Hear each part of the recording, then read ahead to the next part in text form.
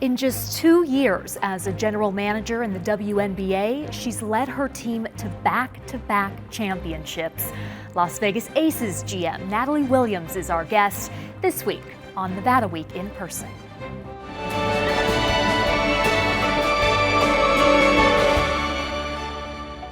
Support for Nevada Week in Person is provided by Senator William H. Hernstadt.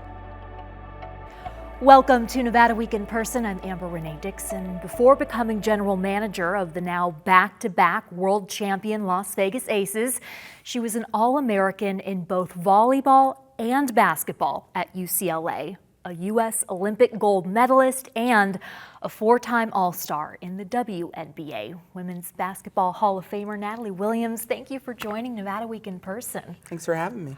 Will you first tell our viewers how you got this job as GM? It's a unique story.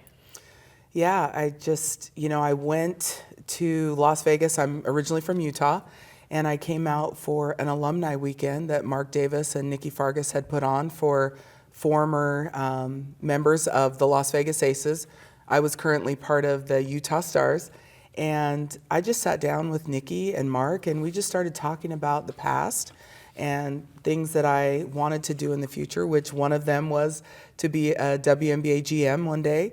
And then 3 months later, I got a call saying, hey, we would love for you to be our GM.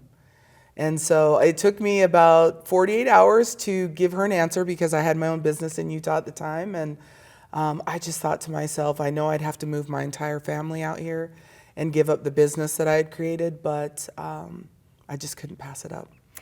For those who don't know, the Utah Stars was once the Las Vegas Aces. Aces. The former Aces team. Okay, so it was Utah, then it was San Antonio, and then it was Las Vegas.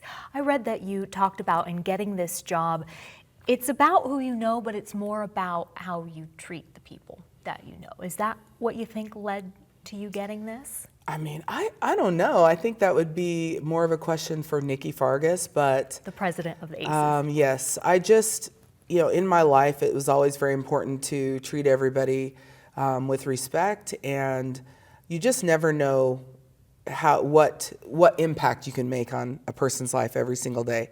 And it doesn't matter if it's the president of the Aces or, Mark Davis, the president or the owner of the Raiders, or if it's just someone who cleans your room in a hotel.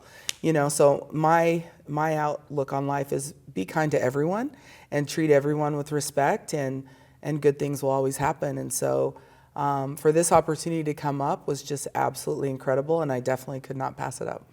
Speaking of helping people, what kind of impact you can have on them, that's what your prior business in Utah was, the Natalie Williams Basketball Academy. What kind of impact did you have on women? Oh, it was absolutely incredible. I mean, I coached for 16 years, and I created my own basketball academy where I was the owner and head coach and trainer of about 160 kids throughout the season, from third grade all the way up to high school elite. And I'm just really thankful that I was able to put probably over 65 young women into college. Wow. How does it feel having a daughter of your own now, Nation Williams, who goes to Centennial High School, being recruited by big name colleges, including your alma mater, UCLA? I'm just so proud of her. And I actually have two daughters in high school at Centennial. Okay. Ayla, who is 16, has had 2 ACLs, unfortunately. Wow. But just both of them are incredible athletes. And I'm just really proud that they have taken to heart all the stuff that I've told them over the years, and told them how important rebounding is and defense, right? Because it doesn't matter. I mean, scoring points is important, but if you can be the defender on a team and you can shut someone down, and be an incredible rebounder, because defense and rebounding wins games and championships. And rebounding is what you were known for in your career. You averaged 8.29 rebounds per game. At what point in your many years of playing did you say, I'm going to dedicate myself to this, or I'm going to specialize in rebounding? I just loved rebounding. I just had a knack at it. I mean, volleyball helped a little, because in volleyball, it's all about hitting the ball at your highest point. And so that's what helped me in basketball, is just going up and getting the ball. understanding timing, understanding angles. And in my mind, I truly thought I could try to get every rebound in the game, offense and defense. So I've just kind of instilled that. Both of my daughters are incredible rebounders. One is 6 feet tall, one's a nation, the baby is 6'2". And I'm just super proud of them, how hard they work. When you're looking at potential aces players, how important is that statistic? It's important. I mean, you've got to, really more important than rebounding is defense, right? At this level, you've got to be a great defender. You've got to love it and want to defend, because players on the other teams are so great. You've got to have an edge somehow. And that's one reason we brought Alicia Clark in. I mean, she's an incredible defender. Well, you told me in our Nevada Week interview that Coach Becky Hammond likes three-point shooters. So do you battle sometimes over a player that may be better at defense, less good at shooting three? Not really. I really know what Becky needs now and what she wants, and it's about finding the pieces that will fit with our already incredible group of superstars that we have. So just trying to find who else will fit with this team and what we need to win a third championship. So another part of your really cool history is your UCLA Hall of Fame profile. It reads, quote, "Arguably the greatest two-sport athlete in UCLA history. Williams was the first ever woman to earn first-team All-American honors in both basketball and volleyball in the same year." You originally wanted to make the U.S. Olympic volleyball team, not basketball team. What happened with that? I had an incredible experience with the USA team. After college, I went down to train with them in Balboa Park in San Diego. We trained 5 days a week for 4 hours a day. And I was one of the younger players on the team at the time, but I always believed in myself, knew I was an incredible hitter. I was a great blocker. My specialty wasn't so much defense as good as some of the older players, but I knew I could make an impact with that team. So I trained with them, got to travel the world for a year and a half. I think I went to Japan 3 times in that experience with them. But 3 months prior to the Olympics, I was the last cut for the '96 Olympic team in volleyball. Heartbreaking, really was.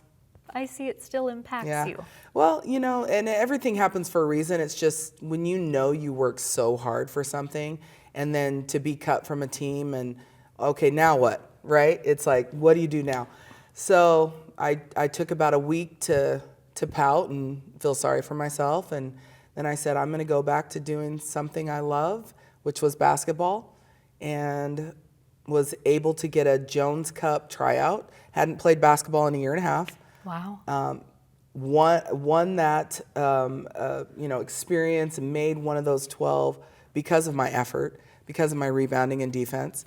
I was a little rusty with everything else, but just the effort was there. And 4 years later, made the Olympic basketball team.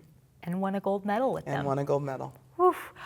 When that all was happening, what was your dad saying? Because you told me he played in the NBA.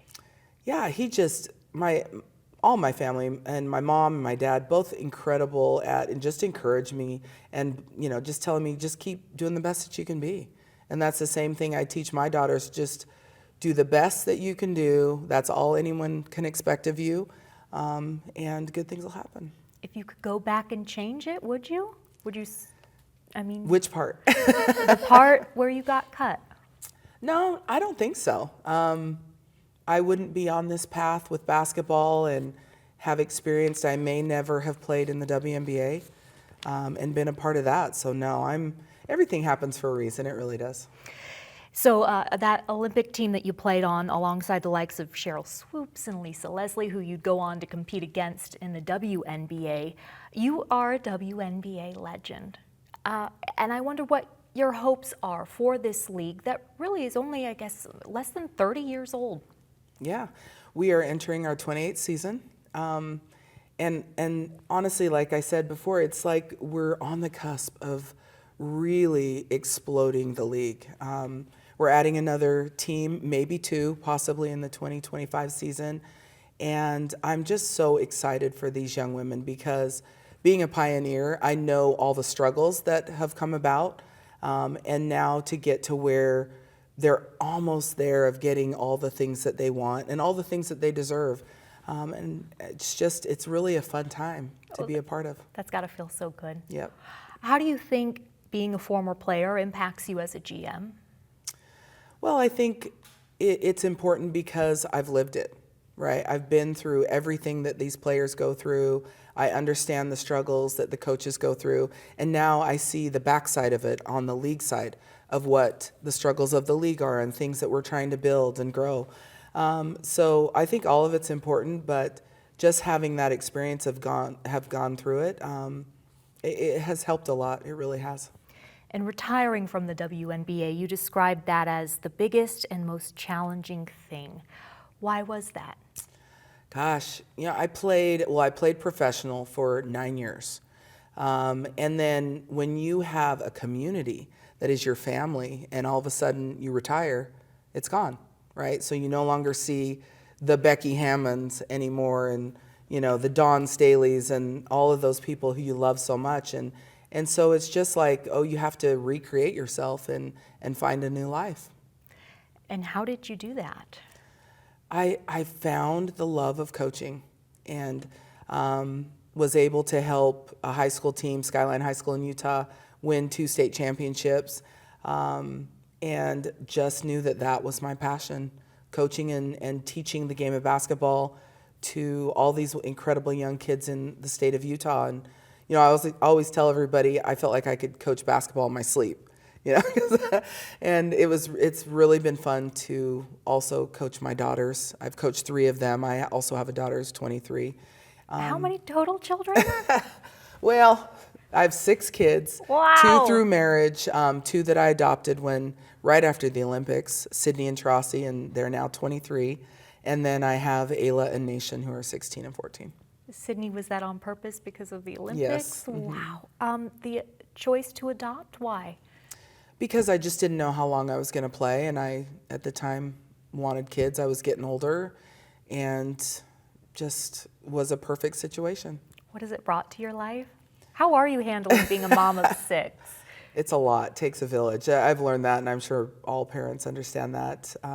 It takes a village to raise kids, but one day at a time. And even when they leave the house, we have only 2 at home now, and you still have to take care of them, even when they're out of the house. Yeah. How has Las Vegas been for you compared to Utah, where you grew up, spent so much of your life? It's a lot different. I did not know it gets this cold here, which I enjoy. I don't miss the snow as much as I thought I would, but we're really starting to like Las Vegas. The heat is a little too much for me because I run hot, but just the incredible people that I've met here and to be a part of, I'm going to say, the best organization in the WNBA has been a really, really special thing. 2 years in the WNBA, 2 straight titles as a GM. How do you rationalize that? It's a blessing. It really is to be surrounded by the people in the front office, to have an owner like Mark Davis who just is so invested in these women. And then Becky Hammond is an absolutely incredible coach and her coaching staff. And then to have, probably some of the best players ever to play in the WNBA on our team.